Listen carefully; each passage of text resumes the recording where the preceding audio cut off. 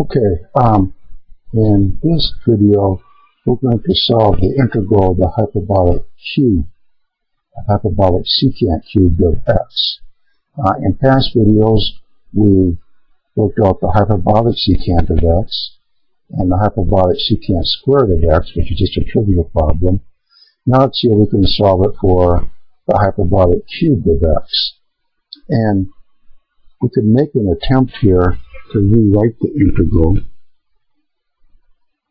of the hyperbolic squared and use our hyperbolic identity here, where we would have 1 minus the hyperbolic tangent squared of x. That's the hyperbolic secant squared of x times this. And here this would give us the integral of the hyperbolic secant of x. We know what that is, but now we're going to have minus the integral of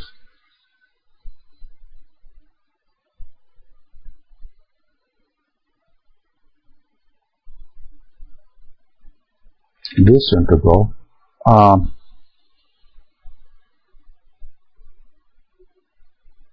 And I don't think that's going to get us anywhere, at least nowhere fast. Let's try it like this. What happens is, if we try it like this, we're just going to rewrite it as this squared times the hyperbolic secant of x dx. If we leave it like this, don't use any identities here, can this set us up to integrate it by parts? Remember how that goes. The integral of u dv equals uv minus the integral of v du. And one of the things you have to be aware of now, if you're going to try that approach, when you look at your integral, what are you going to call dv? Because obviously you have to be able to integrate it to get v, so that's one consideration.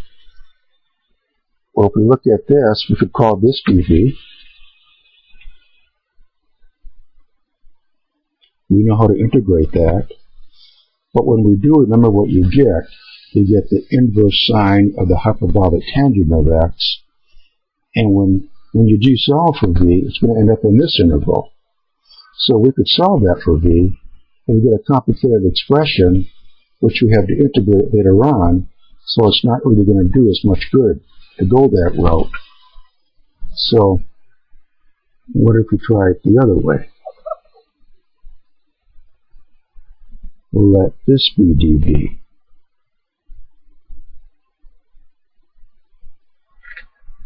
That we know how to integrate. And when we integrate it, the integral of the hyperbolic secant squared, that's the hyperbolic tangent. That's a whole lot better than calling this dv and having the inverse sine of the hyperbolic tangent of x. So let's set it up like that. That will be dv. And then this is u. So let's see, if we say let u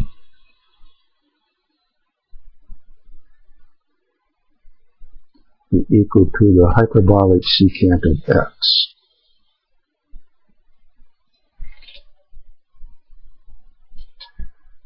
then du, that will be minus the hyperbolic secant times the hyperbolic tangent dx. And if we say let dv equal hyperbolic secant squared of x, then v is the hyperbolic tangent of x. So let's try this out. That means now our integral here, the integral of the hyperbolic secant cubed of x dx. That will equal u times v. There's u and there's v. So that would be the hyperbolic secant of x times the hyperbolic tangent of x minus the integral of v du. This is v. Here's du with the minus sign by it, so that will make this plus. The integral, looks like we're going to have the hyperbolic secant times the hyperbolic tangent squared of x dx.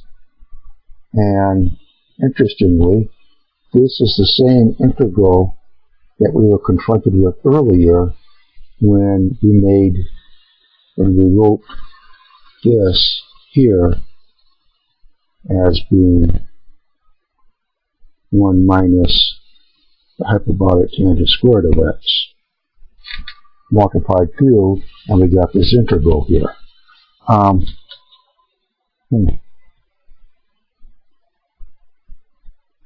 But here, when we have it reappearing here, it might be okay, because now we can look at the hyperbolic tangent squared of x, and that is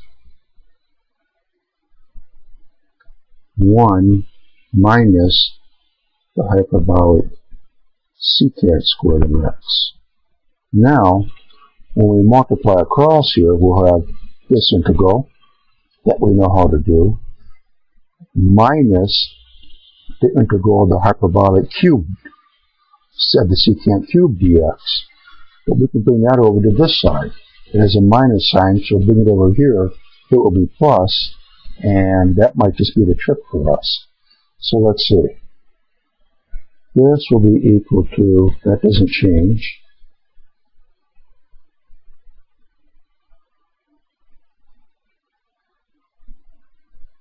times the hyperbolic tangent. Okay, we're going to replace this with this. So the hyperbolic secant here, plus the integral of the hyperbolic secant, which we know how to integrate, minus the integral of this times this. That's the hyperbolic secant cubed dx with the minus sign before it, so we can take that over to this side, and we're going to have 2 times the integral of this, and that will equal, get rid of this now, we just took it to the other side of the equation. So now we can say that the integral of the hyperbolic cubed of x dx will equal, divided both sides by 2, we'll have this